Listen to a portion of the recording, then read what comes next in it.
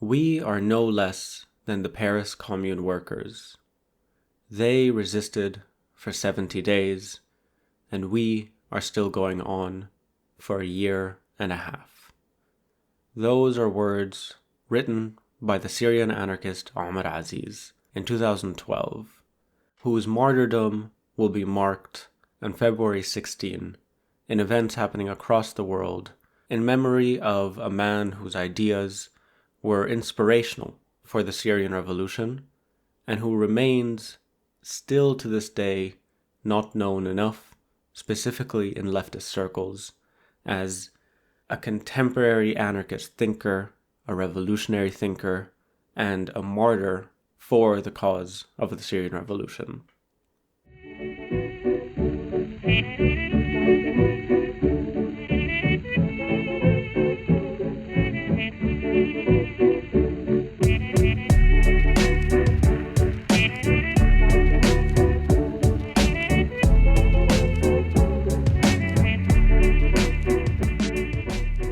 I started this podcast episode by reading that quote by him, and it's honestly an incredibly powerful quote.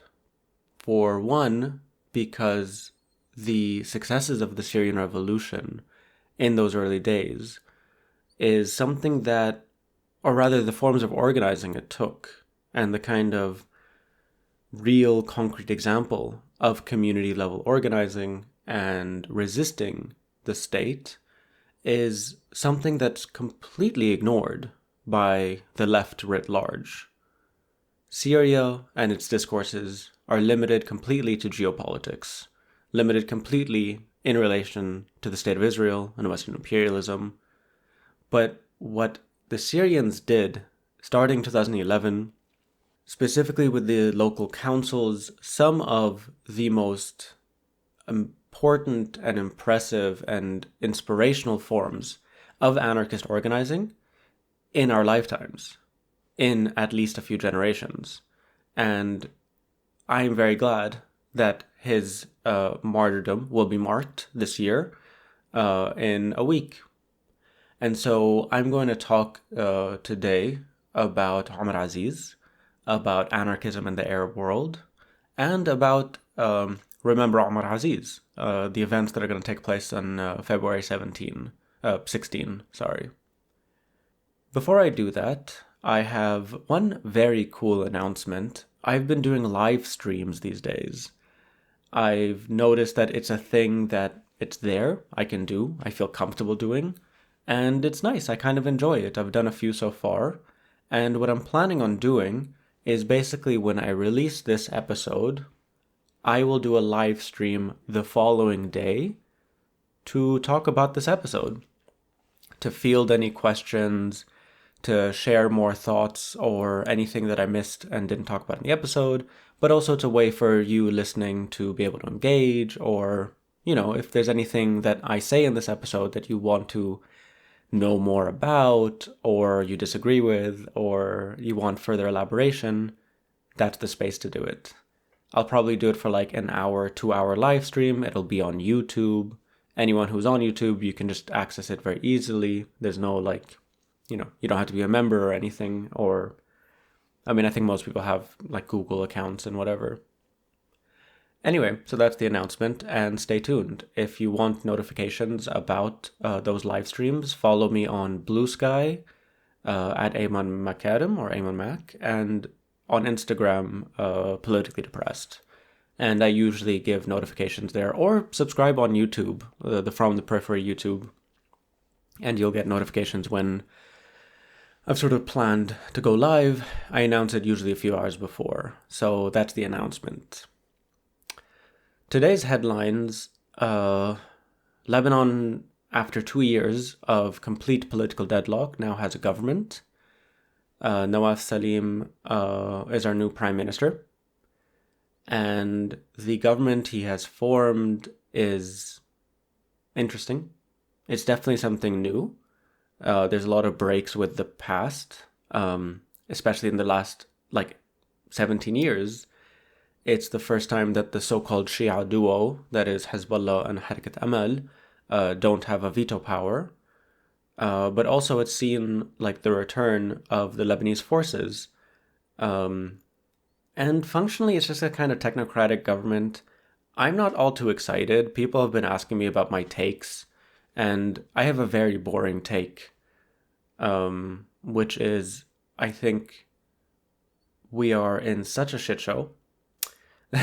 The collapse in Lebanon is so extreme and so radical, and the class warfare is such an intense point that I don't think what we need is just a sort of sane state. And that's basically what it is. He's named the government, um, the Reform and Rescue.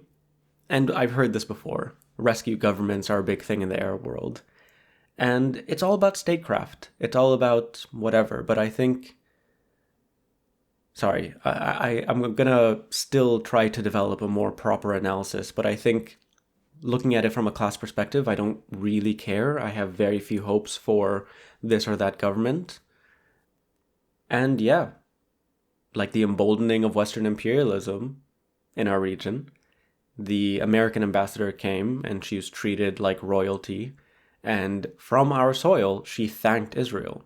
Like, it's just bizarre. It's bonkers. But you know what I mean? Like, this sort of necessitates a more, I don't know, antagonistic approach. But I understand because we can't antagonize the US because then, I mean, we can, and many of us are, but the main goal of this government is essentially to straighten things up, to kind of salvage what can be salvaged of the state, and essentially then, I guess, apply for IMF grants or US grants or whatever, World Bank, which is gonna keep the like economy afloat, but it's gonna be a disaster for the rest of us.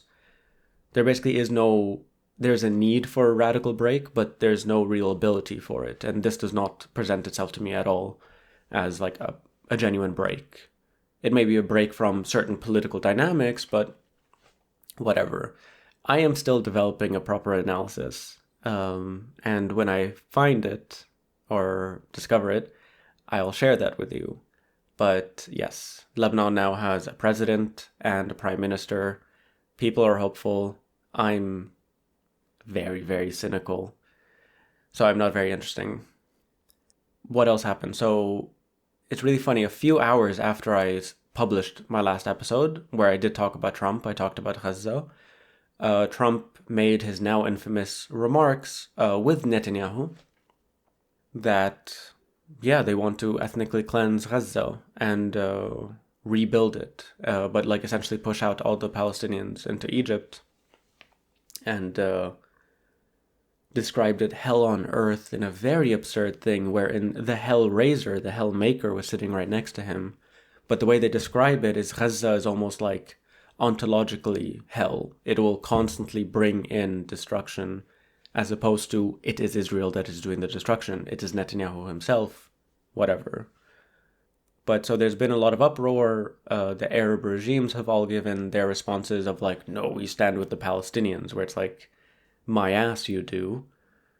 But yeah, also a lot of European states who had been very happily supporting the US and Israel commit genocide.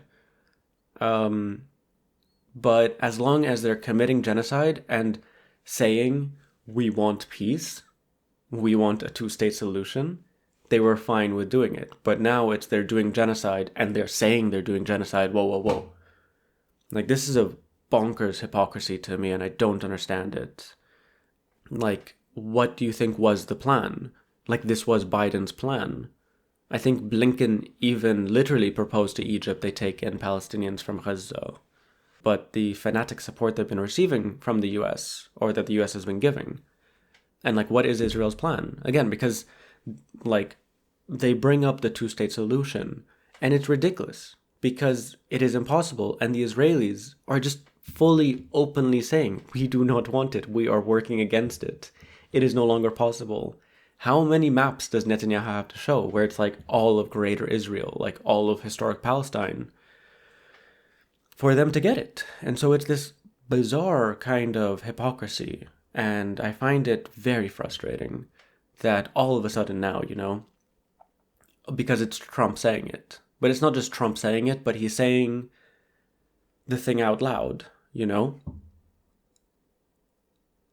I hate it. It's really frustrating. To me, it exposes a lot of things. It exposes, you know what I mean? Like, Germany talking about the two-state solution, talking about peace or whatever. I mean, these are all bullshit kind of rhetorical tools, because the two-state solution doesn't exist and has never existed, and it literally is just a kind of phrase to indicate that you have a kind of, what's a good word, like a solution. You know what I mean? And it's not a solution because it never addresses the problem, which is Zionism, which is Western imperialism, which is genocide. And Israeli expansionism. Like, I don't know, all these regimes, all these governments, all these states have just not kept up. And it's very frustrating. And a lot of people on the left or on pro-Palestine or whatever, like, there's just a very, I don't know, there's so much to fucking... I don't know, what I find frustrating is how much energy is then spent against Trump's comments, as though, like, the comment is more atrocious, or the statement that we want to resettle Gaza is more atrocious to some of these people. Here I mean specifically kind of whatever, like states, liberal governments, whatever, liberals as a whole, that stating outright the desire to cleanse Gaza is more atrocious to them than the actual act of cleansing, the actual genocide, which was what the Israelis were doing for months and are still doing. And now basically the genocide has become a structure. Like, even if the Israeli soldiers leave, like, people, all their homes are destroyed. People are dying of very basic illnesses. People are dying of the cold, of hunger. Like, none of these things have really gone away. Things have gotten cheaper in Gaza. There are no more bombs outright. People are still dying by like unexploded munitions. Yeah, but essentially the genocide goes on because the genocide did not start on October 7th. The genocide of Palestinians, like, kind of is inseparable from the entire project of Zionism in Palestine, pushing them out, keeping them out, and slowly, you know, whittling away their ability to remain on the land. A lot of the land in Gaza is now, like, unfarmable. I don't know if people remember, like a year ago, the Israelis were talking about flooding the tunnels with salt water, with seawater. And, you know, I haven't seen anything specific about this, but they did it. I remember at the time they were talking about it, they did it. And that just makes so much land, like, what's the word? Like, unfarmable. And essentially they have destroyed the ability for people in Gaza to feed themselves, to produce food, to produce anything. And now they're completely dependent on aid. And yeah, it's so fucked up. And obviously I think Trump signals an escalation. Netanyahu is clearly very happy with Trump. But still, I think there is some continuity that I think people, it's just very strange to see people have this like sharp, wait, what? The US wants to do what? It's like they've been doing it. They've been doing it for 15, 16 months. And like the Israelis have been making the Gaza Strip uninhabitable. That's been part of the project of the siege for 18 years. Anyway, the last headline, like a bit unconventional, but is also going to be about the US, because there is straight up a coup happening in the US, and it all has to do with Elon Musk and DOGE, the Department of Government Efficiency. And I don't know, I'm very curious to hear more from like sort of USian listeners. But like, what kind of resistance is there to this? I also read that like a lot of the resistance can't be filmed or shown or talked about, that people are doing things to just like block these kids from like entering the department of whatever. But so for those that don't know, essentially, a few months ago, before Trump won the election, Elon Musk, who had already been like drifting quite quickly to the far right, I think it's not unprecedented that like billionaires or like the high bourgeoisie essentially in times of crisis turn towards fascism. I think that's actually quite historical. With this rise of unionization, of discontent, of protests, and like a revolutionary whatever. But essentially, what Musk had invited Trump onto a Twitter call thing. It was a shit show. It kept crashing. But this was also just a few days after like the assassination attempt on Trump, and Elon Musk had like openly declared his support for and like endorsement for Trump.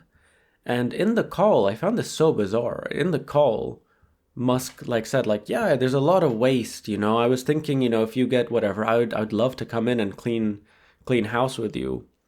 And I think none of us thought too much of it, but it was very clearly that he was like pitching a job for himself. And that is what happened. And so for the last like 3 weeks, there's been a kind of blitzkrieg.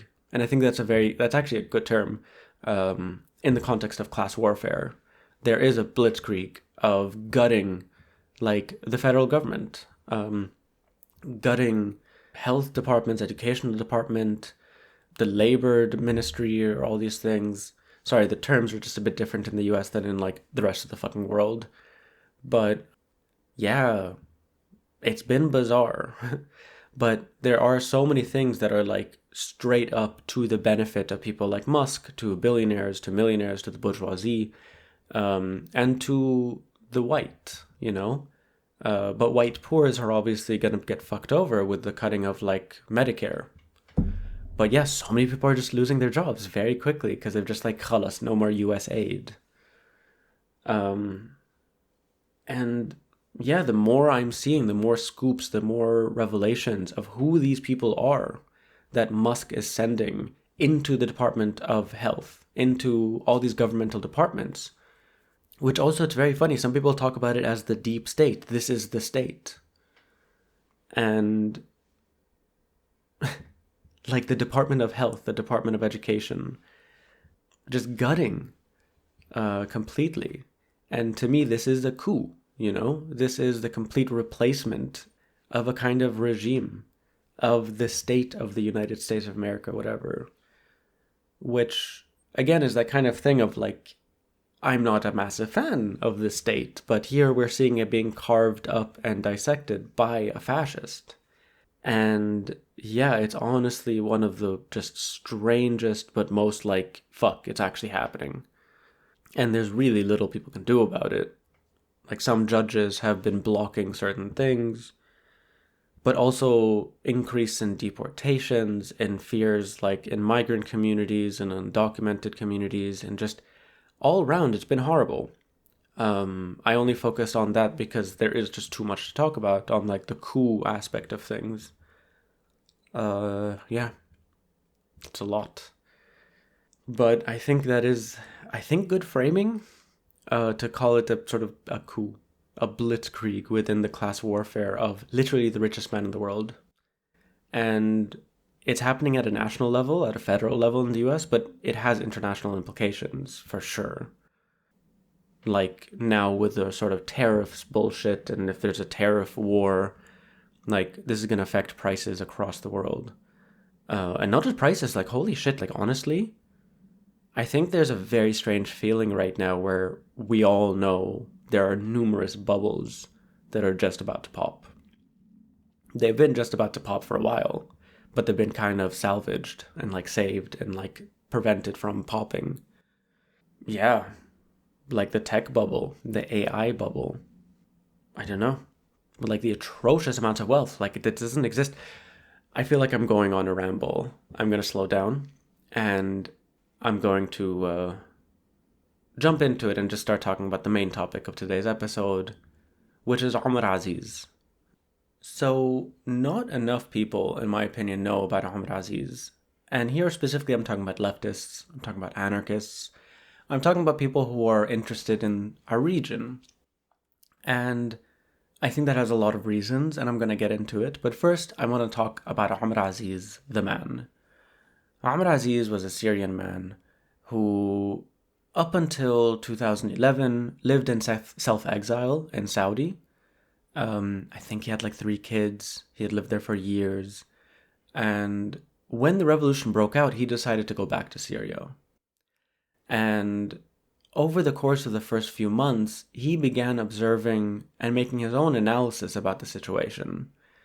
And his most important contribution, in my opinion, is the recognition that the revolution remains something that happens over there, as in on the streets, facing the bullets in protests and the like. Omar Aziz was an anarchist, and what that meant is that he saw revolution as something that needs to be integrated into everyday life. That in order for the revolution to really take hold, it can't just be something that we engage in like once a day, every other day, at a protest, but rather should influence the ways we live, the ways we engage with our society and our community, and ultimately with ourselves. And so he wrote 2 essays that he published in Arabic on Facebook. And in them, he describes this sort of necessity to reconceptualize revolution, the Syrian revolution specifically, and bring it, essentially into every day. He describes this thing which, it's not his invention, but the idea of revolutionary time, as a way of separating from the authorities' time. And basically, what he was coming up with, or what he described, which already existed, and I'll get into this in a bit, but is this idea of local councils, local communities, organizations that happen at a neighborhood level, of neighbors, of fellow revolutionaries who take care of each other, practice mutual aid, provide necessary resources for people, document the crimes of the regime, but also organize within themselves on a non-hierarchical basis, organize in such a way that reflects the demands of the revolution. To sort of quote David Graeber, to live as though you're already free. I don't know if that is Graeber, but I hope I didn't misattribute that quote. And he himself, Aziz, founded, I believe, 4 such councils, and in Damascus and in the peripheries of Damascus, I believe.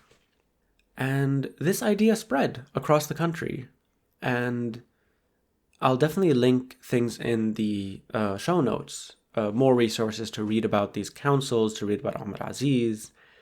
I, for my own part, was so incredibly inspired by this when I discovered Omar Aziz and the local councils and what they did, that I created a comic a few years ago on the Syrian Revolution and on the councils, and that's obviously going to be in the show notes.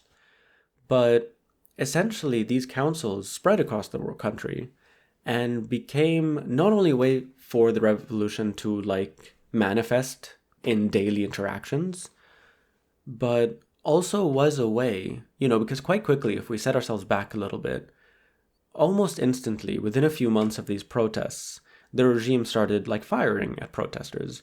Protests ceased to be spaces that people, they would still engage in them, but it was incredibly risky. And very quickly, the revolution became militarized, and I think already within a year or 2, certain areas were completely besieged by the regime, then by the regime and Hezbollah, then by Iran, and eventually also Russia in 2015, because the regime was falling and was collapsing. Anyway, these councils were essential to surviving siege. These councils were, again, not just a place of democratic organizing, it was the very first place where democratic elections were held in Syria for in 50 years, which is incredible. But it was also the mutual aid they were performing kept communities alive, kept them struggling and resisting literal siege. And some of these sieges went on for years. And yeah, keeping bakeries open, underground hospitals, keeping electricity, water flowing, medical care. These are really important things in sustaining a revolutionary movement and in resisting a bloodthirsty state that will stop at nothing to destroy this revolution. Again, and this is really important, and this is something that Western leftists refuse to reckon with. Refuse. 2011 saw the start of a revolution, and also saw the start of a counter-revolution. And Assad and all of these forces were part of the counter-revolution. They were the counter-revolution. And the slogan that they had was Assad or we'll burn the country. And that is what they did. And yeah, and through it all, especially in 2015 onwards, the narrative of the war on terror just really took hold. And this was Assad's narrative. These are terrorists, these are outside forces they want to overthrow for regime change. And functionally what happened is that Syrians were completely erased in the discourse. The Syrian revolution was completely erased in the discourse. You constantly hear about the Syrian civil war, about, regime change, but you don't hear about the revolution, which, as we've seen, very much still exists in spirit with the fall of Assad, which again, we are in a very different situation. I'm talking 10 years has passed. And it's not that original revolutionary movement that overthrew Assad, but the fact that the regime collapsed so quickly, that all these soldiers, all these police officers, all these state administrators just kind of abandoned their posts a few months ago, is because no one believed in this regime. It had completely betrayed every single principle of being, you know what I mean? They killed and displaced half the country. Anyway, to me, the kind of autonomous rising up of the south in Syria that happened a few months ago, this is separate from HTS in the north. This is not just a remnant, but a continuation of that revolutionary spirit that started in 2011. Anyway, back to Omar Aziz. I really think re-examining, honestly, I think there needs to be a reckoning with how much bullshit, how much violence existed in the discourse amongst Western leftists when it came to Syria. And with the fall of Assad, with the confirmation of the dungeons of Saidnaya, of the torture methods, of the mass graves that we're finding, of interviewing people in Daraa and being like, we were gassed. There needs to be a reckoning for all of these Western leftists. Honestly, this is a hill I will die on. It is so frustrating, the obfuscation. We are not pawns. We're not part of some big game. We are people in this region, in our communities, who are trying to figure this shit out, who are struggling, who are coming up with ideas. And again, it really frustrates me that a lot of people do still talk about the Paris Commune and are trying to figure out what happened there. And meanwhile, at the same breath, at the same moment, there are anarchists organizing and attempting to resist state violence and an extermination that are completely being ignored. That's so frustrating. Anyway, so I went off a bit there, but I want to return to Omar Aziz himself. Because Omar Aziz is not just an example of an exemplary anarchist thinker, Arab anarchist thinker, who came up with ideas, enacted those ideas, worked at the local level, but is someone who paid the ultimate price. He was captured by the regime and ultimately martyred, and he leaves behind him a legacy. The local councils continue to proliferate, continue to do the important work, and I think studying this, remembering him, and holding his martyrdom close. He wasn't killed by the regime, he was martyred. And I think that's very important, because in the discourses of martyrdom, there are certain people who are allowed to be and certain who are just ignored. And I think, no, in order for it to actually make any sense for me, being killed by the Syrian regime for being a revolutionary is martyrdom. So basically what's going to happen in a few days is there's going to be several events and talks about Omar Aziz, about the Syrian revolution, obviously now in a slightly different light, with the fall of the Assad regime, with ultimately the successes of the Syrian revolution, which started with people like Aziz, which started with the local councils, and which exists not only as an oppositional thing to just overthrow Assad, that's the primary goal, but is to build a new society. The councils, I think, are really important. And same goes for mutual aid in general, not just as a mode of resistance, but as a mode of creating an alternative way of relating to one another, to organize as a society, to be in community. To me, it's like it provides a kind of path towards, yeah, you know what I mean? Like actual liberation in a sort of different conception of it, not as in just having a better leader. And this, to me, I saw this very clearly with the local councils and the resistance committees in Sudan, which I might do a whole episode about to like really dig deep into them. Maybe a video essay actually, because like, again, I'm constantly shocked how little attention there is paid to this, even though to me, these spell like the most amazing, incredible, powerful, politically potent forms of organizing anywhere in the world. I mean, I don't know everywhere in the world, but like these are huge. And it's being slept on, to use a Gen Z term. Omar Aziz was really important to me when I discovered him because I definitely had this path that I was going down wherein, I was kind of becoming a tanky, kind of becoming a bit alt-right, which honestly, I should talk about. I should fucking talk about, because those things are not mutually exclusive. And I think I have a very personal attachment to how that all worked. But essentially, I was thinking so much in a macro scale. I was only reading Noam Chomsky. I was only thinking in terms of the big picture, the Middle East, you know what I mean, as this big chessboard of different players and states act in their own interest.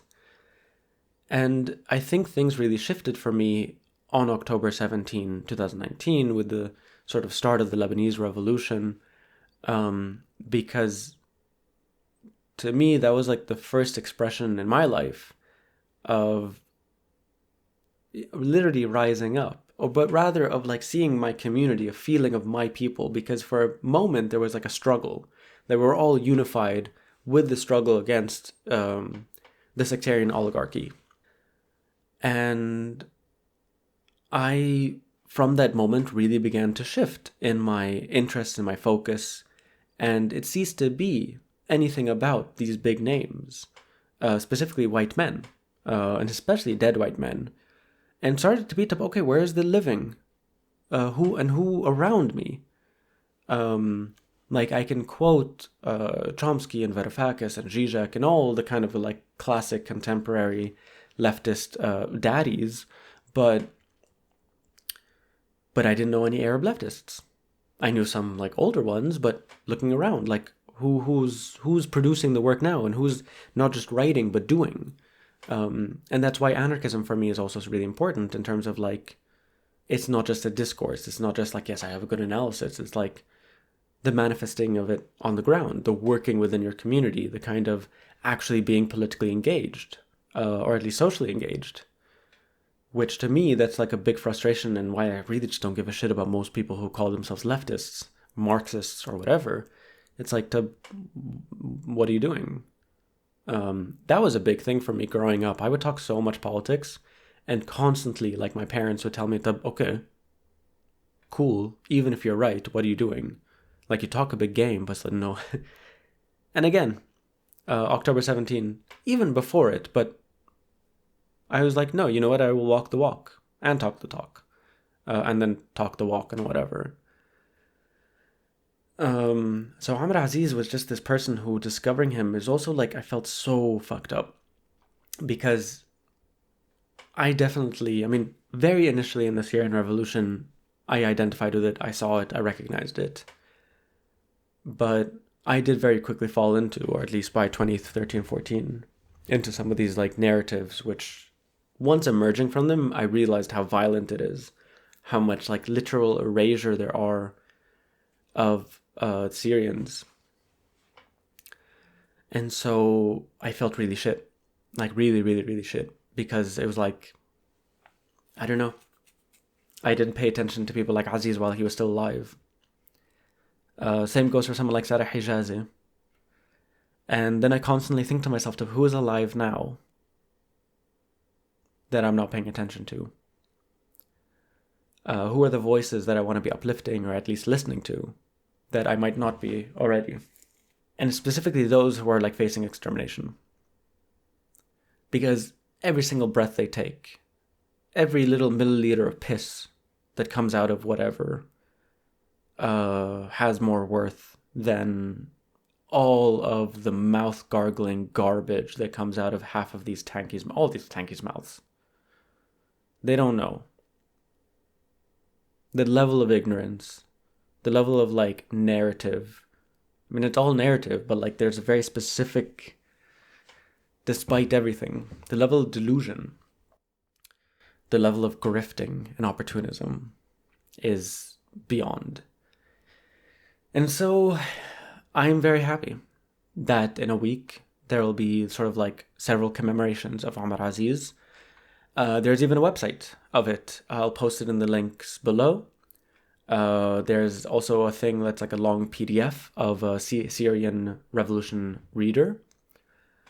And yeah, basically check out the links, check out if there's anything happening in your area, check out if there's anything online, learn more about Omar Aziz, continue centering Arab voices, like frontline voices, again, not just Arabs, in any situation, focus on the people who have most to lose, or who have most at stake, or who are most engaged. And yeah, stop reading about the Paris communes. Khalas, it's done. They're gone. Read about it, fine. But no, also read about the actual anarchist organizing that's happening at the moment.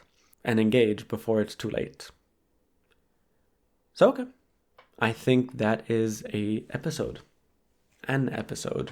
Thank you all for joining. As always, if you like this podcast, there's the tip jar below. Leave comments, reviews, ratings, wherever you're listening to this podcast. Join the Patreon. You get access to exclusive content if you join the Patreon. Like my sub-series, Keep This Between Us, where I tell funny stories from my life, as well as other stuff. And yeah, ultimately, thank you for listening, and I hope to see you in the next one.